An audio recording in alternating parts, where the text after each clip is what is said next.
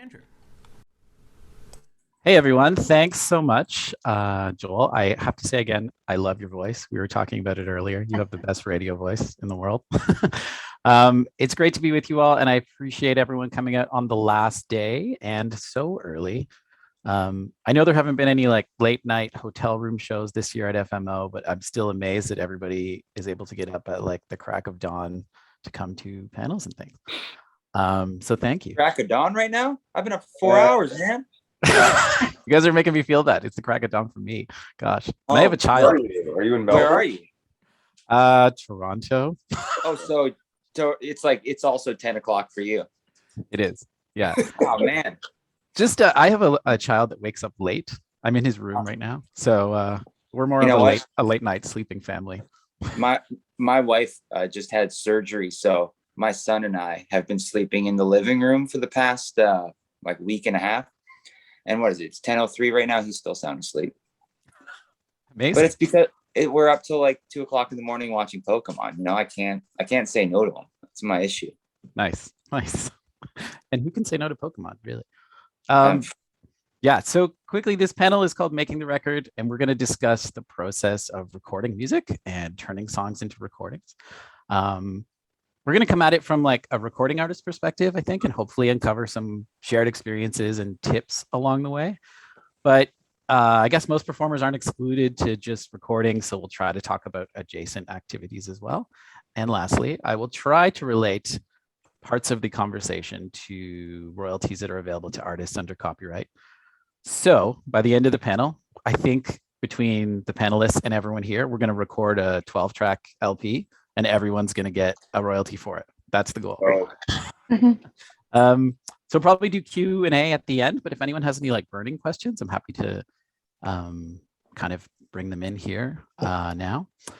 And I guess I'll stop talking a little bit and let the three incredible artists and ACTRA members who have super creative brains, I'll let them do a quick intro and then we'll start the conversation. So Suzie is next to me on my screen, so I will let her go first. Sure. I'm Suzie Vinnick. I am based in Wainfleet, Ontario, in the Niagara region, little farming community, and originally from Saskatoon. And I'm a singer, songwriter, and musician, RACS member, SOCAN member, and Connect, and a bunch of others, all the little royalties. Anyway, good morning. Morning. Good morning. Spencer, do you want to go next? Spencer's name Yes.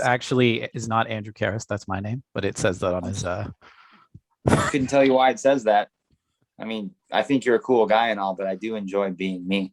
But I'll take the name Andrew Karis. Hello, my name is Spencer Burton, and Suzie, I just got to say, Wainfleet. You know Wainfleet? I'm just around the corner in Ridgeville. Really? I was in Wainfleet yesterday setting up a tree stand for deer hunting season. Get out of town. I can't believe you're so close. Ridgeville. Okay, there's Ridgeway, but where's Ridgeville compared to me? It's on Canberra Road, just down the street from Fenwick.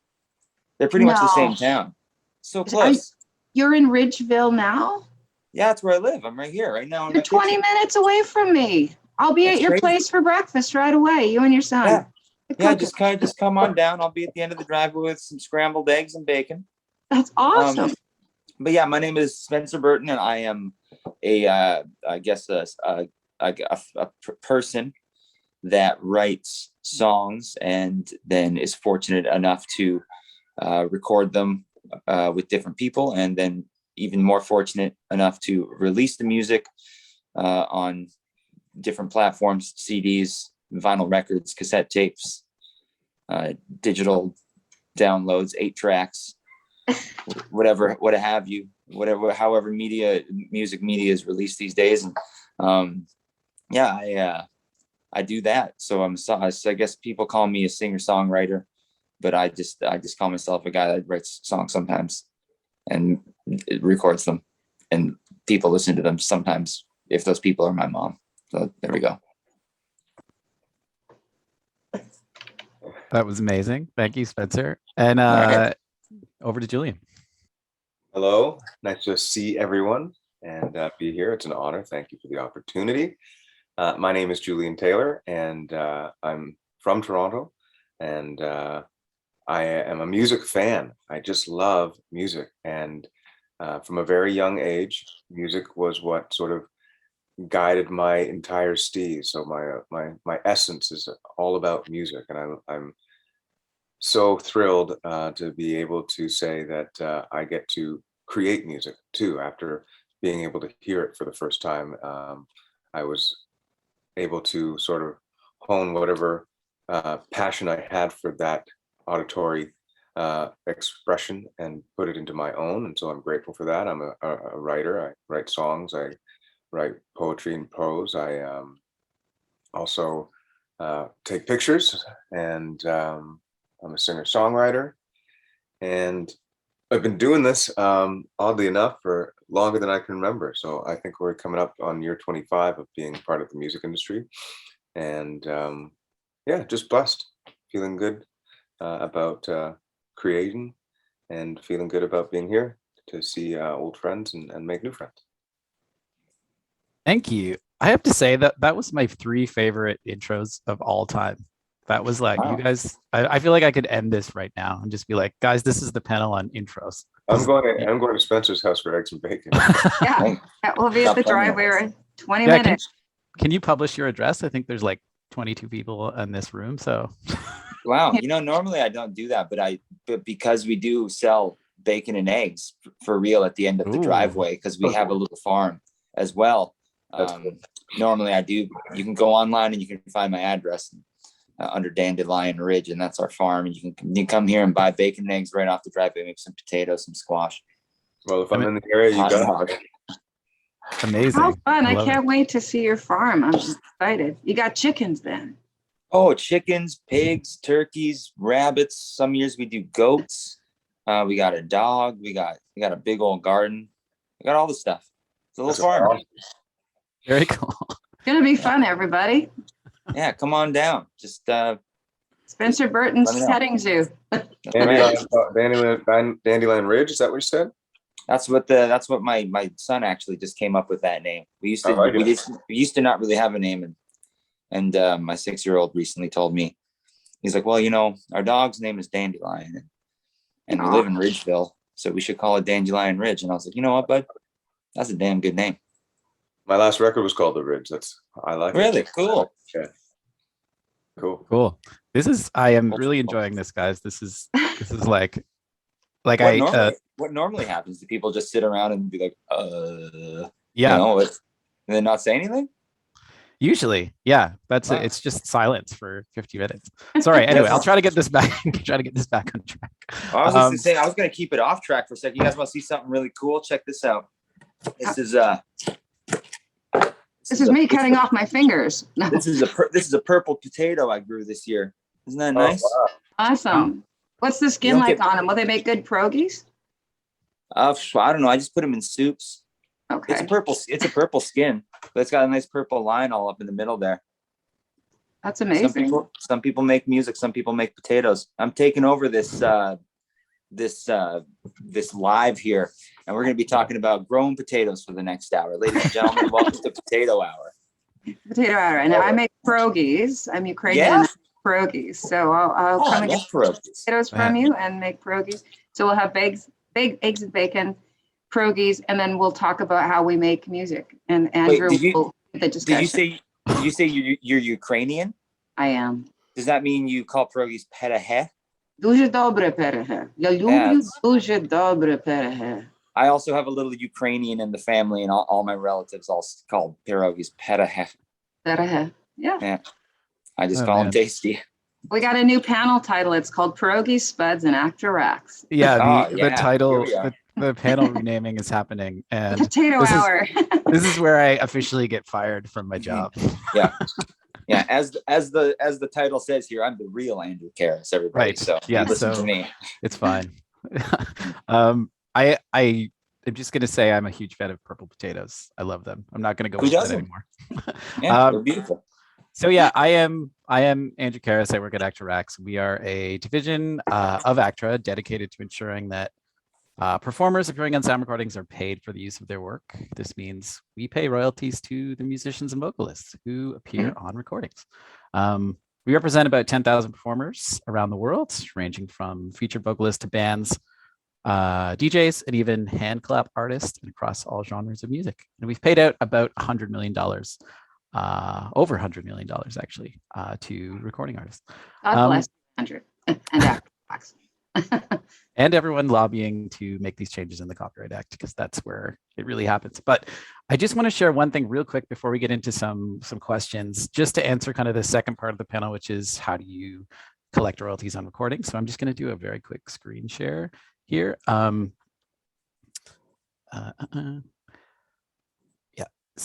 and I'm going to share this link in the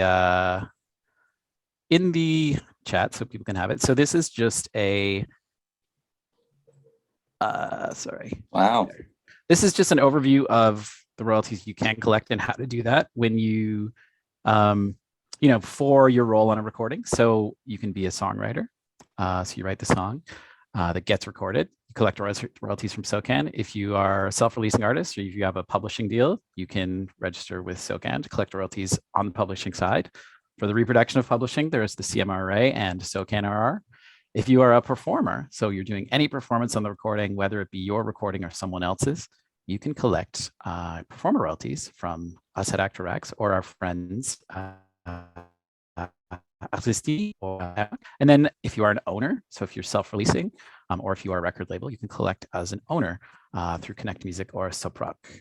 So there are lots of ways you can collect. I'll share this in the chat just so people have access to this. And I'll try to relate back to this if we talk about any of these things or if any kind of roles come up, just as a reference point.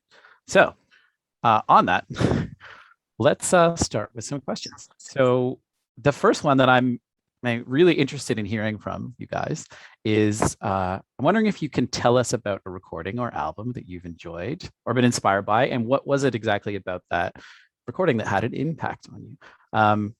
And I think for this, I want to just say, Julian, I really enjoyed your album, The Ridge. I listened to it a lot last year, and it was a night, like, to be honest, it was such a like warm and like comforting energy over the last year, like during the pandemic time. And I spent a lot of time listening to hyperpop that year too. So it was a fun contrast to that. So I just want to throw that out as my kind of version of that, but I'll throw the first question to you. So tell us about a recording that you've enjoyed or been inspired by. Sure. Like somebody else's recording is what you mean? Yeah, or something that, you know, you've heard and you feel like, wow, this is really cool. You know, well, lately, I love this aspect of it. Lately, I've been listening to Colin Linden's last recording, Blow, and I like to listen to the stuff on my turntable more than I like to listen to things on streaming services and CD. I obviously do listen to those things because sometimes you can't take a turntable on a run or anything like that.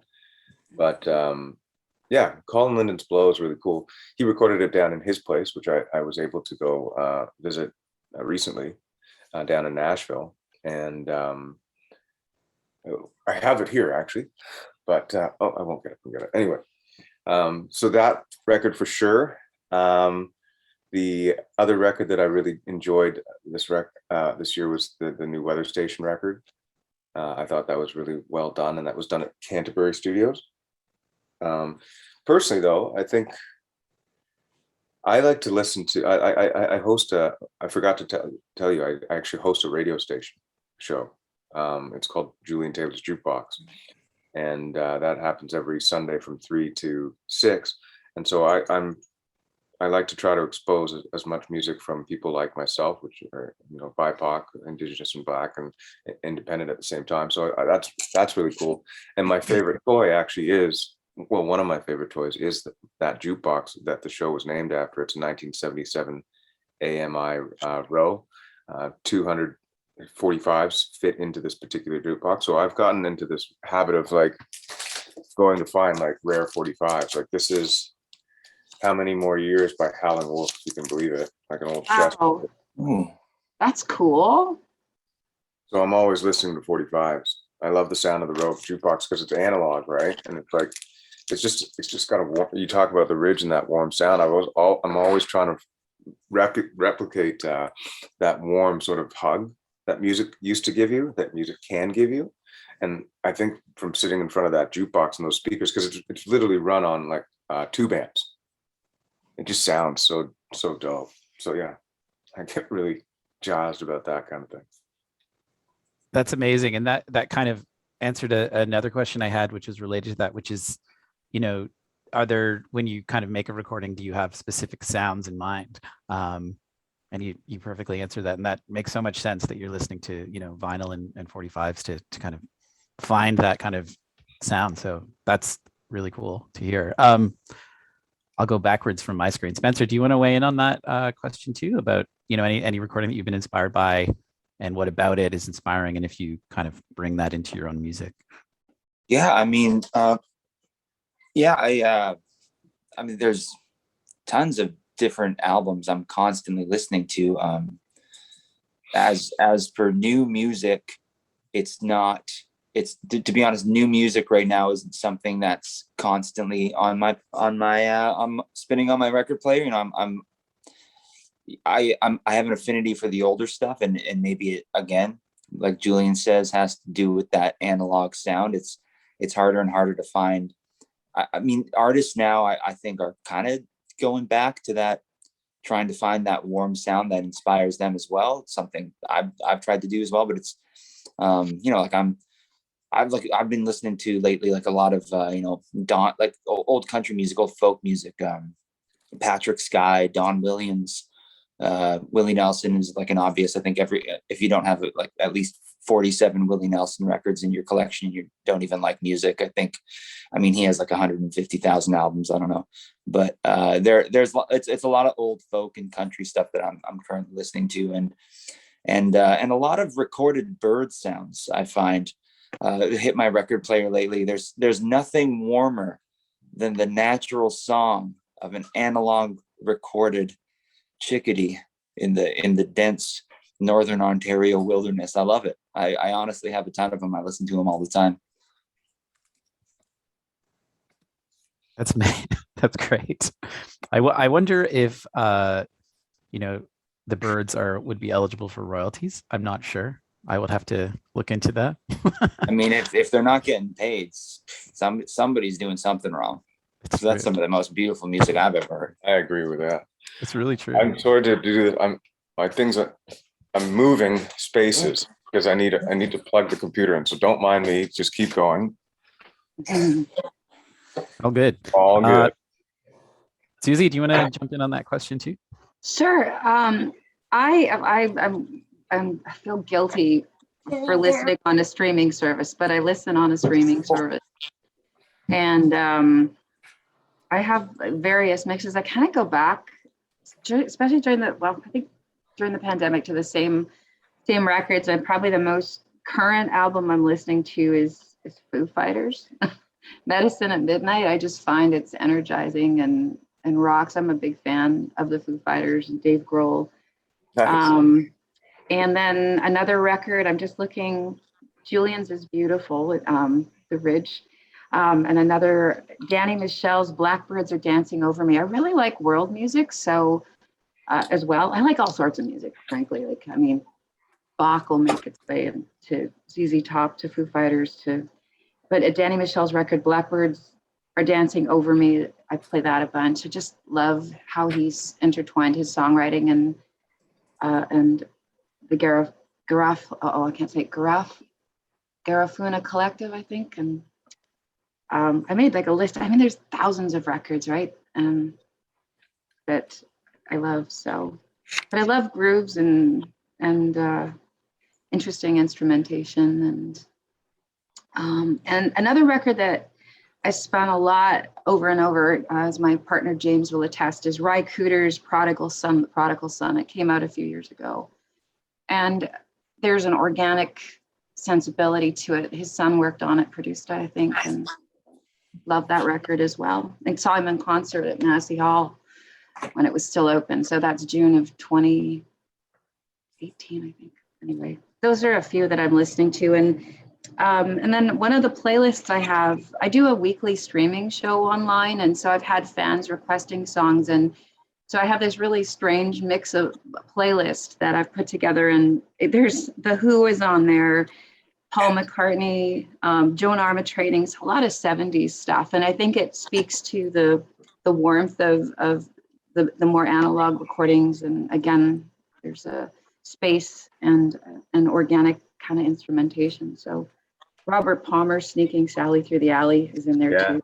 John Martin, and yeah, that Robert Palmer record is just, Sneaking is just so groovy. Anyway, there's a few of hundreds.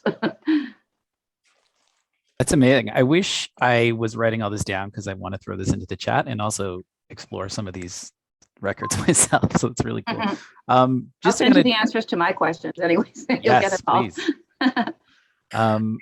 Just to kind of jump on this idea a bit, I guess for you, Suzie, I've seen you perform live and you have like an incredible energy. How do you try to capture that when you go into the studio, or do you even try to capture that? Is it like, I want to bring the energy of my live show into the recording, or I want to do something totally different? I guess it depends, like, because my records have all been a little different.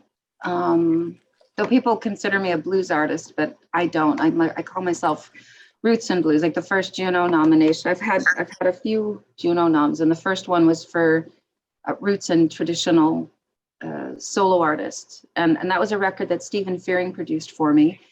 And Stephen wanted to pull the reins a bit on the big belting blues thing, and I've been a fan of his. I closed a concert when I was 18 for him in Saskatoon, and so I've loved his music a long time. And then he hired me to sing on a couple albums, and when he won his Juno in 2007 or 6 maybe. I'd said I reached out to him about producing a record for me. So just knowing I like the songwriter, his songwriting sensibility, I love his vocals, I love his guitar playing, how the acoustic guitar sits forefront for him, and doing a lot of solo shows, that was something that I wanted to replicate. So I hope I'm answering your question. So happy here, like it's very guitar oriented. Me and Mabel, which is more of a blues album, came out in 2011, and that's voice and guitar. So it's very naked, right? It's just voice and guitar with 14 songs, 7 guests on, like, one on a song. And so, yeah. So I like organic. So I would have fun if I, did a dance tune once or something, just to see what that's like. Just singing something, but I like real instruments, if that makes sense. Yeah, absolutely. I think the organic approach makes a lot of sense. And just to be clear, there are no, like, the answers here, I'm just putting out things to hopefully extract some interesting info from all of your brains. So like whatever you say is incredible because you guys all have super brains. So I'm just going to leave it at that. Any answer to any question is totally fine. Julian and Spencer, maybe do either of you want to kind of talk about that, if you have an experience where you're, trying to replicate a live sound, or deliberately a song that you've played live before, you're trying to not replicate it in the studio for a specific reason. Julian, I'll go to you first because you're next on my Zoom panel, I guess. Sure. When it comes to like a studio sound, it all varies for me, depending on what the project is. When it comes to, because I do a bunch of different things, like Suzie, she's feeling like she's in this blues zone, but is much more than that. I think that we all are. And the last record I did was, was nominated for Contemporary Folk Album of the Year at the Junos. And so that particular record, I can comment on the Ridge, is that's completely live off the floor, other than some various overdubs. I wanted real instruments, and specifically acoustic instruments on that particular record. And yeah, I'm working on another record that's the same sort of vibe, same sort of thing: acoustic instruments, real instruments. And And then I've done things with, hip hop artists and pop artists where there's no real instruments at all. It's all programmed stuff. And so I don't mind doing that. It's all, project based. And then, with my band in the past, Julian Taylor band, which is sort of like a funk, soul, and rhythm and blues kind of rootsy thing. Some of those records are done off the floor, and some of them are not at all. Some of them are built from the ground up with real instruments, in order to sort of gravitate to a space that we could be in that was more of a contemporary space, I guess is what I'm saying. And what I've realized now is that contemporary means absolutely bullshit. It doesn't mean a thing. It just means happening right now. So everything is contemporary, and I've realized that. Then yeah, there's other things where like, so a live sound, if you're trying to go for that, the hardest thing to do is do that in the studio. If you're trying to grab a live sound that you're like in a performance, I found that's really difficult. I need an audience for that particular thing to happen. But you can record live in the studio, and I would suggest that people here in this particular forum would want to do that more than not. That's really interesting. The idea of like needing an audience to do the live thing. I really like that. The first Rage Against the Machine record? Of course, yeah. So in order to get that particular feeling and that energy, they did have a live audience in the studio with them while they recorded like Bomb Track and Killing in the Name of and all that stuff. And you can sort of hear that energy come right through the speakers. Like there's about 15 people in the studio, like, go, Yeah. Wow, which record is that? What's the title of it? I'm just making a note. I think it's just self-titled, isn't it, Spencer? Yeah, I think it's just self-titled. It's got the monk on the front on fire, right? Yeah. Okay. Yeah, very famous photo. That sounds like a nightmare. Not, I mean, being on fire, absolutely a nightmare, but like having an audience in the studio. I mean, for me, that's that would be terrible. I mean, I have a hard enough time playing with the musicians. Like every time I'm in a studio, my immediate thought is okay, if anybody's going to mess up today, it's for sure going to be me. And I'm going to be really embarrassed because every time I play with people, they're always just these like awesome, super talented, like friends of mine or people I don't know. And it's just like, I guess I'm taking over the question. Yeah, go ahead. Because I'm here and I'm talking and making toast, but well, my son, I can tell my son wants breakfast. But yeah, my last two records I recorded in Nashville in an awesome little studio. I was like, hey buddy, I got some butter and jam and toast for you. So what about ours? I know, you guys got to come all the way over here. So the last two records I recorded with a great producer, his name's Andrea Tokic. He has a studio in Nashville called The Bomb Shelter, and we did everything off of not everything live off the floor, but the majority of it live off the floor. We overdubbed some stuff, but that process I find is very stressful because it's it's friends and also professionals who you're not super familiar with, and they're all, like I said, if there was a mistake made, it was me. And I got you some toast here, bud, just for now. We can get like a bigger breakfast after.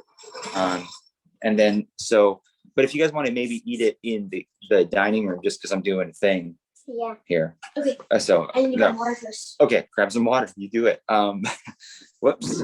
Sorry. But where was it? Yeah, live off the floor. It's very stressful, but it gives it so much more of a feel, like something that you can look back on and like, it's never going to be the exact same twice.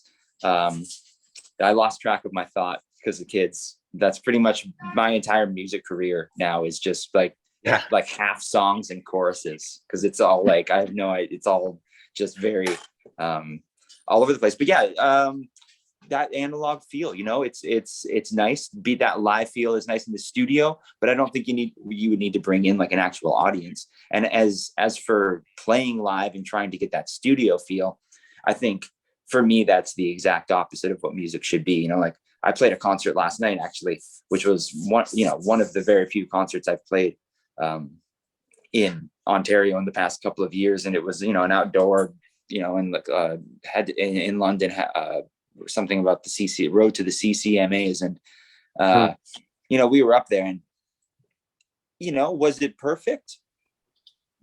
Absolutely not. Like, there was tons of mistakes, but it was, we all had smiles on our face the entire time, and it was I think that's what for me makes a live concert. Like, I don't personally, maybe it's just because of who I am, but even when I go see a band, there's songs that are very intimate and you want to hear, and you might hold a personal attachment to from that artist, and you want to hear them as you want to hear them. But when I go out and I see a band and they're kind of goofing around on stage and they make a few mistakes, and it's very much like, this is the only time that this is going to happen. I think that's the feel you want. I don't think you should be trying to replicate like a studio sound on stage. I saw years ago, I'll never forget, one of the best concerts I've ever seen. Years ago at a South by Southwest, I saw the band No Effects play. You guys know the band No Effects, like a very popular punk band. So they played a full set, and they just completely blew it halfway through the first song. Like I think they were all messed up on drugs and alcohol, and they completely blew the song halfway through. They stopped and they were like, you know what? Like, for the rest of this set, we're going to play every single song, but only half of it.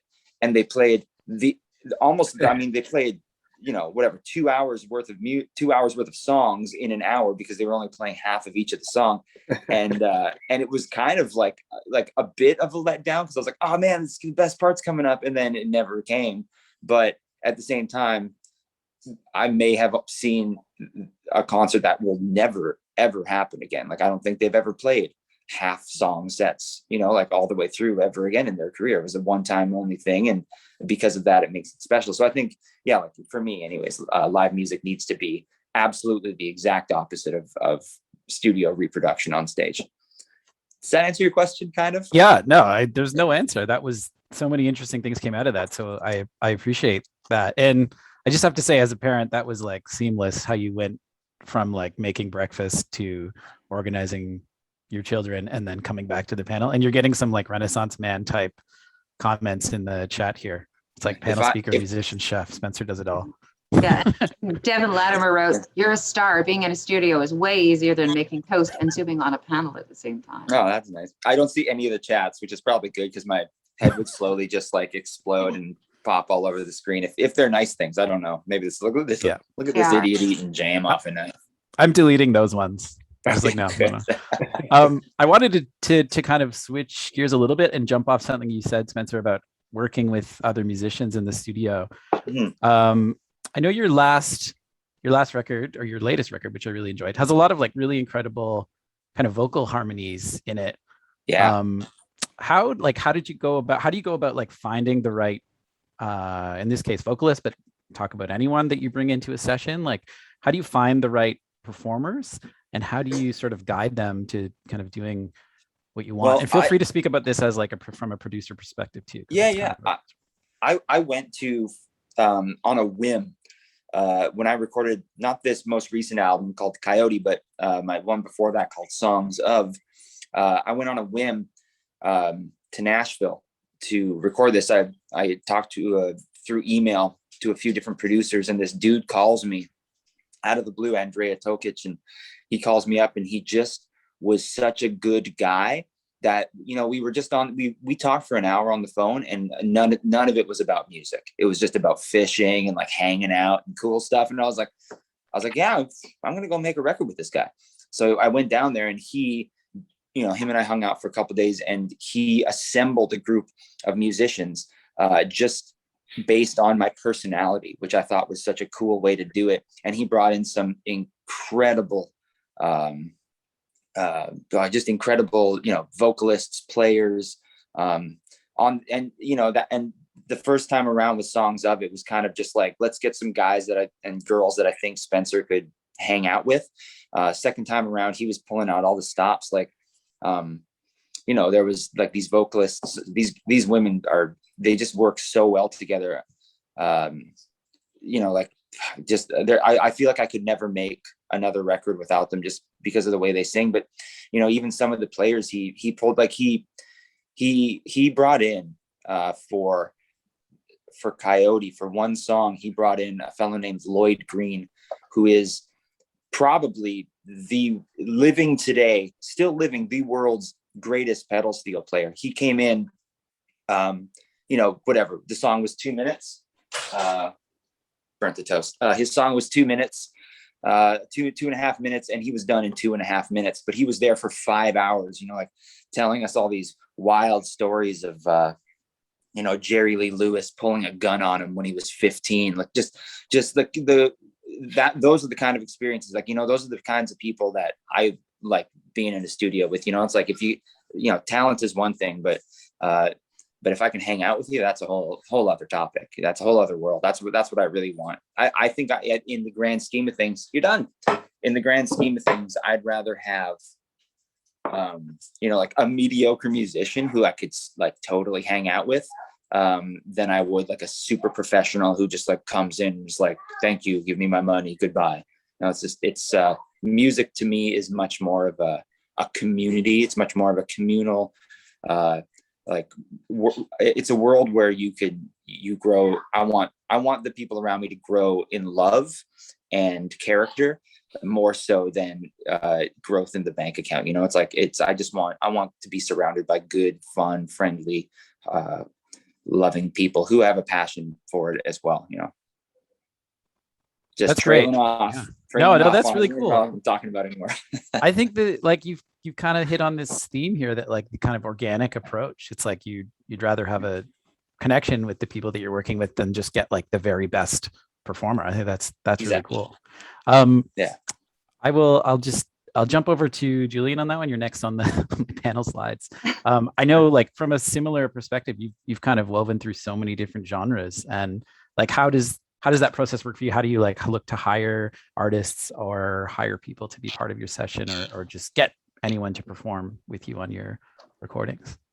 Well, I'm like the executive producer on most of the stuff that I've done, and yeah, I mean, earlier on in my career, it was a band, so we didn't really have anybody else. It was just the four of us, and for the first, I guess, 4 recordings of my career, that's what it was. But like Spencer said, I think when you look at it, like the hang is so important because it's about a vibe, and when you're in a room with people trying to create something that's like a timestamp, it's nice to be able to create that timestamp with people that share the same sort of energy that you do, and that really helps. I mean, on the last record, I had some family members come in because, well, we vibe, we're family, and that works. And like just handpicking a bunch of great musicians that are friends has simply been my MO. I've never actually done a record where I've had a producer bring in people to record the record like Spencer. I've always put together the outfit myself. So yeah, for me it's always been about who I believe I can hang with, who has the skill set too. I mean, sometimes a hang isn't meant for that. Like for example, my earlier band was a bit more rocky, and the bass player and whatnot, I never saw him being able to really hit the funk stuff. And so he wasn't called for that. We're buddies, but somebody else was called for that. Jeremy Elliott and I have been playing together for 25 years. He's been on most of the recordings that I've done. He's a drummer. And yeah, it'd be interesting for me to be in Spencer's situation where a producer set the whole thing up for me, but I've never had that happen yet. Oh my God. You go up. Argent cable. That's really cool. So it's sort of, it sounds like you in a similar way, or it's just like the vibe that you have with people, and then as long as they're kind of the right fit, musically, they got to be yeah, right. musically. Yeah. Cool. I like that. Just a quick note that if you perform on anyone's record, you can get a royalty. I just want to make that clear. That's what we at ACTRA do. So even if it's not your record, you're doing kind of any other involvement, if you're in any capacity, you can get paid. So Suzie, I'm going to flip that question to you, because I know you've also done a lot of sort of work on other people's records. So is it the kind of, from the other side, is it the same kind of process? Like, how do you choose what recordings to be a part of, or is it what's your take on that? Well, I live out in the country now. When I lived in Toronto, I did a lot more sort of session work like that. I think it's, out of sight, out of mind a little bit in the being able to travel into the city and doing stuff. So I was just kind of happy to get to sing, and mostly sing, but I did some bass playing and a little bit of mandolin and a little bit of guitar here and there. So it's just always cool to try new things. And I just wanted to apologize for my distraction a second ago. There's a bird in my fireplace. It's not on. The fireplace isn't on, but my cat was making a noise. And anyway, I'll have to rescue the bird when we're done. But Bird in the just hearing this. fireplace. Yes, I don't know. It must have gotten I love that. from our. There's something up, I guess. I'll tell my partner in crime, but there's a bird in my fireplace. So so that distracted me for a second. But anyway, yeah. So I'm just. It's just happy to work and especially when I living in Toronto, I did a lot of stuff. I did session work and some jingle work and played in 4 or 5 different projects at once, and just to make a living. Just because it kept things interesting too. The projects were all a little bit different musically. The Marigolds and Vinnick Shepherd Heart were 2 trios of women with different 3-part harmonies, but Vinnick Shepherd Heart was more like pop folk. The Marigolds is more rootsy with a bit of jazz, a bit of bluegrass, a bit of country, and a little bit of blues figuring in. And then Betty and the Bobs is just like a crazy 7-piece band, and we do show tunes and silly stuff. So it's all different. And then with Rick Fiennes, we cross similar musical paths, so that we both like singer-songwriters and blues. So we would do stuff together. And then my solo project, I keep my feet in both worlds of blues and that. So blues and roots. So playing all sorts of music. So yeah, so it's just cool to be invited to do a session and sing on somebody's stuff. So, so it's not really choices, I guess. Just if I get asked, I'll typically do it if it works, if I can make it work. That sort of answers the question. Yeah, no, it does. I mean, I feel like with your voice, you could make any session work, so it probably doesn't matter. So maybe I'll try we got a bit of time left before we should get to some questions. So I want to throw out one more for all of you, and just maybe if there's any advice you can offer for people if you're getting like fatigued in the studio, if you're not getting the sounds you want, like, is there anything you do, or is there anything you've learned along the way that's like, this is how I stay creative in this process when I'm just not finding that right sound? I can speak to that Yeah. a little, just quickly. If we're just fine, like I know we're tracking one song on my last record, and I think we did it like 12 times. We tracked it 12 times and just was not quite getting it. So we just took a break. We got out of the studio and went for some food, came back like an hour and a half later, refreshed, belly's full and re-energized. And sometimes just something as simple as that is just stopping and getting out and changing the space for a little bit will give you a fresh perspective. So something that I've done. I don't know about you guys. Food is key. I like that. Food helps. Toast. Sustenance. Yeah. I I always have to say, go ahead, Spencer. I was to say, yeah, I'm just agreeing. Food is key. Seriously, if I'm not just talking about going to get like a plate of nachos, which is super cool, but because I love nachos. And so if anyone has any great nacho recommendations, please let me know in the comments afterwards. But I find that cooking it's like anything that's relaxing and takes your mind off of things. There's something nice about like adding an ingredient and creating. I guess it's just another form of creating. It's another form of creativity. But when you can, music's cool, right? But nothing beats like a well cooked steak with a side of potatoes, right? Like it's just like there's something nice about preparing the food that can like really refresh a frazzled mind. So Just agreeing with you on the cooking thing there. I also find that silence and nature, for me anyways, is a big refresher, sometimes too much of a refresher. You know, like I've often found myself like deep, you know, in like Northern Ontario Crownland, and you know, and found inspiration there. But then sometimes I find something that is almost the exact opposite of inspiration, where it's like you find yourself so at peace sometimes, where you're like, do I need anything other than this?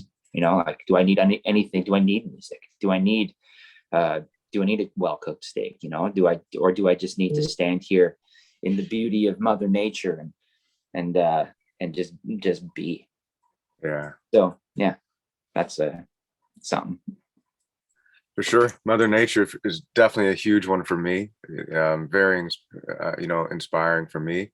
I take walks a lot. Sometimes, you know, just to figure out exactly what another record's going to sound like and be like, and envision all of that. It just takes that walk, you know, sometimes even to just repair something from the next day that went wrong in my mind, or that I said to someone, or they said to me, and that I couldn't really understand. Nature seems to really balance that out. The silence, that's sitting by yourself and taking that time to be silent is very important, I find, because I think when it comes to music, the real beauty in it is within what you don't play. It's the silence, you know.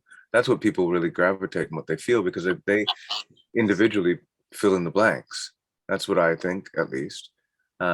Food is definitely a beautiful thing, and I think, you know, the ingredients and adding things, it's another way of curating. I remember being a punk kid, and my buddy, his dad, you know, made beds, and I didn't think it was that cool, but he had this conversation with me, and he says, you know, everybody's a curator. Everybody creates something. Just because you think this is not a cool job doesn't mean that it isn't. He says, you know, you may think that making music and painting and all that is like a gold tier of curation, and then woodwork and you know, things like that is a silver tier of creation, and then I'm in the bronze. But guess what? Everybody needs to sleep somewhere. So it's like, oh, okay. Oh, I like that. I totally thought you said he made bets for a living. Oh no, it was like a professional game. He just goes to the casino all the time. No, bets is much more much more much more sense. But I also have a saying in the studio, is that, you know, when it sucks, you know it. When it's good, it's hard to figure it out, like to really know if it's good. So here's what I concluded, was that you should always try everything. Every idea is a good idea. As soon as you hear it, you'll know if it sucks or if it doesn't suck. But that's sort of the philosophy that I've gone on. And one of the other things is, a friend of mine taught me a long time ago, a producer buddy of mine, he's long gone, but Jay Bennett used to be in a band called Wilco, and he used to say to me, like, JT, you know, it's okay to go into the studio and try to sound like something, because you can't. You're not that person. You're not that. You won't be able to do it. And for that, when he told me that, it was a little bit easier to let go of some of the anxiety and stress that I had about, you know, trying to create a sound that. So, example, go in and try to sound like the Beatles. You just can't do it. You won't be able to. You're not Paul, John, Ringo, and George. And that sort of helped, you know, alleviate some of that stress. Like, okay. And then when you think that way, all of a sudden you don't even try to play like them anyway. So try everything. You'll know if it sucks. You won't know if it's any good, but that's really not for you to decide it. You just have to be happy with it. That's like auditioning it, right? Like tracking something and just being able to sit back and get perspective on it. It's a really good way to learn, is to audition something, right? And just sit back and listen to it rather than speculate. I don't know. You don't have to commit until the very end. To vamp on your words of advice, Julian, I'm going to give a few of my own, and yeah, for anyone who's listening, just because I know everyone thinks differently. And see, my view when going into the studio is that it's never good. It's terrible. It's exciting, but as soon as it's done, I'm over it. As soon as the record's done, as soon as that last note is done, I'm over it. It's just like, okay, cool. What's the next thing? So I want to say that to people who might think that as well out there, because that's a total possibility as well. Like, you're always wanting something more. You're always wanting something new. You're just like, for me, I'm never fully satisfied in the studio. I don't think I've ever made a record and been like, oh, yes, oh my God, this is amazing. Let's like record for the next 10 years or whatever. You know, it's just like, I'm like, as soon as it's done, I'm over it. Yeah. And I want to move on to the next thing. It's like, it's like, I don't know, a constant want for new. So if you're that kind of person, that's okay too. Cause Sure. Yeah, sometimes sometimes you just want more all the time. I've never been able to do that. I mean, once I've, gotten through the process, I let it go. Once it's actually like in my hand, I let it go. But up until that moment, like I've never been able to do that. Like so I know. Thank you for bringing that perspective into the air, because I know a lot of people probably do. Just for me, I've always been so obsessed with that little bubble for a little bit that it's really hard to penetrate it for anybody to really get inside there, because everything that I've done, I've started from like a tiny point and tried to string it all together until it makes 100% sense to me, like and not just from a sound perspective. I'm talking about like from a song to lyric perspective. Like a lot of people will go into the studio, and this is how I started, was like when my first band hit the scene, every producer, every agent, everybody at the record label was like, you got to write 50 songs, and we'll go in and we'll like record and we'll choose the best. And that was the first experience that I had in the studio. I'm like, oh, well, that's weird. And then slowly, as time has gone to where we are now, like I'll write 20 songs, but I'll look at the whole picture and I'll dwindle it down to the 8 that make this, like, for example, The Ridge. Like I had other songs, and I kept things off the record. Like I recorded things, I kept them off the record. But to me, it had to make a cohesive statement. And I'm always, until I get there, I can't let it go. And I won't let it go. Yeah. I like that. Guys, this is incredible. You've given some really amazing advice here, not only about recording, but also about life. So I really appreciate that. I feel like a lot of this is like extrapolatable and applicable to everyday living. So that's super cool. We've got like 5 minutes left. So if anyone has any questions, we can start answering them. But if we get kind of a fast shutdown, I just want to say thank you so much to these amazing panelists for providing such incredible insight. And just I kind of like didn't have the chance to plan this panel until the beginning of this week, and all of these panelists were so gracious at short notice coming in here. So I just want to say extra special thanks for everyone for like being a part of this. So it's been super fun. But if we have any questions, let's answer them while we have time. Or we can talk about Spencer's food, which really this whole entire thing has just been a promo for Spencer's food. Just a good old fashioned purple potato. Still got the dirt on it. Are you eating that raw? Yeah, it's a potato. Nice. Isn't that what you're supposed to do? Yeah, that's the original. Purple potatoes are really starchy, actually, so I feel like they would be good raw in my experience. Anyway. Pretty good. Wow.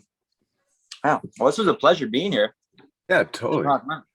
It was late. I honestly thought, so I went just to, since there's not a question yet, and I'm just going to vamp on talking. I was out deer hunting this morning, and I was sitting there in the forest, bow in hand, and we don't, I feel like this sounds like kind of gloating, but we don't eat meat in this family unless it's raised here on the farm or hunted from a local forest. So I was out there with bow in hand, and I had 2 deer walk out in front of me. And it's early in the season still, and I thought about these animals, and I thought about what was in store for me if I were to have shot one of these animals, and I didn't because of this panel, because I was worried about like having to like call you guys from the middle of the forest covered in like blood like a crazy barbarian, like Because man, you guys would have all been like super bummed out. So I was like, maybe I'll just wait this one out. Well, thank you for considering us in that process. I actually sitting in the bush, I got like the notification and I was like, oh my God, the panel, don't do this. Don't do anything crazy. And I hope that doesn't turn anybody off. It's just, it's part of life. We all eat stuff, I just, we all do it a different way, I guess. Yeah, it's all good. There is one interesting question here. It says, has the accessibility of Zoom opened up any new creative collaboration opportunities for any of you during the pandemic? Anyone feel free to kind of weigh in on that. I think that's a good question. I can say I haven't done any collaboration as such, but it certainly has nurtured some relationships that I tour in the States a fair amount, or did before COVID. And one of my musical colleagues from North Carolina started a weekly Zoom group just to come and shoot the shit and feel better. And so it's definitely, Zoom has definitely nurtured and tightened up some of my musical relationships with musicians, with other industry people as well. And I'm glad for that. I honestly haven't done much writing. I don't know about you guys during the pandemic, but No, I have. digging up old stuff and revisiting a bit and making notes, but I haven't written much. So and we're almost out of time, but sorry, that's my little 2 bits. yeah. Go ahead, Spence. Oh, I was just gonna say, Zoom and all of the options for these live, from your home concerts have been, somewhat helpful. They're definitely not a substitute for the real thing, but they're interesting, and they're definitely, I think they were helpful for a lot of people who are just looking for an outlet to explore either new music or new experiences. I did one of my favorite things that happened over the pandemic. I did a live stream concert, and during that concert, people were able to post like comments at the bottom of the screen with their little avatar, like a little photo of themselves. And I'll never forget this one lady, older lady, Debbie. She said, I was in the middle of a song and she said, "Great voice, ugly beard." Yeah. Changed my life. Never shaving again. Yeah, I was pretty stifled writing at the beginning of this thing, totally uninspired, but also because kids were home and no time, and tired from all of that. So luckily, as things started to open up, I was kind of forced to my hand was kind of forced to write, and that was good. But not a ton of collaborations on Zooms and stuff like that. I ended up covering a friend's song because I attended an open stage on Zoom. I used to run one here in Toronto on the Danforth, and they've started a group, and so I attended and I heard a song from a friend, and I thought, wow, that's a great tune. So I'm going to release that. I covered that. That was cool. And then my indigenous collective, Wolf Den, that's like more of a pop reggae sort of hip hop thing. We've done a couple things on Zoom because that's a little easier. It doesn't have to be an organic kind of thing. It's like just coming up with beats and things like that. But yeah, I've been working on a new record, so I'm excited to release that in the new year. Cool. Can you do the release at Spencer's Farm? Yeah, The maybe official release with Come on down, everyone. bacon and eggs for everybody. Yeah. I'll do like a B&B kind of thing. Ooh, like a destination release. Oh, Yeah. this is what's You coming from might, this. you might have the nail on something. A destination release. That's This is really my first Zoom collaboration happening right now. Yeah, it's like this is an ideal thing for post-pandemic. It's like we're going somewhere to listen to music for like a release. So you might be onto something. this is where it happens. I think we're running out of time here, but do we want to do any kind of last? Does anyone have any last thoughts or anything they want to share just before Joel shuts this thing down 100%? No, just thank you and stay safe and sound, everybody. Yeah. Be kind, be loving. One love, everybody. Thank you. Great to see you all, and thanks, Andrew, for inviting me to be part of the panel. Oh gosh, thank you guys so much for being part of this. This was amazing. So much cool insight came out of this. So I very much appreciate you all. And I love that I have a new neighbor that I didn't Yeah. know. So that's awesome.